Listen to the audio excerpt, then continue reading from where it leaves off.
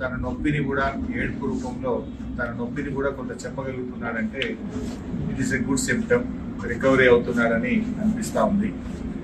డాక్టర్లు అయితే కాన్ఫిడెంట్గా ఉన్నారు. తప్పకుండా వారికి మంచి వైద్యం అంటే అన్ని రకాలుగా ప్రత్యేకమైన శ్రద్ధ చూపించి వారికి అత్యుత్తమమైనటువంటి వైద్యాన్ని అందిస్తున్నామని డాక్టర్లందరూ కూడా చెప్పడం జరిగింది.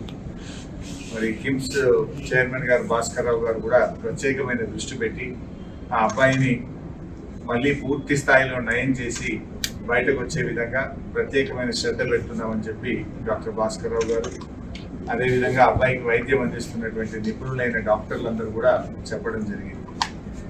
మేము కూడా బీఆర్ఎస్ పార్టీ తరఫున ఆ భగవంతుడు అబ్బాయిని ఆశీర్వదించాలి, తప్పకుండా అబ్బాయి మళ్ళీ మంచిగా నయమై మరి పూర్వస్థితిలోకి రావాలని చెప్పి మేము ప్రార్థిస్తా ఉన్నాం. వారి తండ్రి గారు భాస్కర్ గారికి కూడా కేసీఆర్ గారు మమ్మల్ని అందరినీ పంపారు, మీరు ధైర్యంగా ఉండండి, తప్పకుండా బాబు బాగవుతాడనే ఆత్మవిశ్వాసాన్ని ధైర్యాన్ని కూడా వారికి ఇవ్వడం జరిగింది.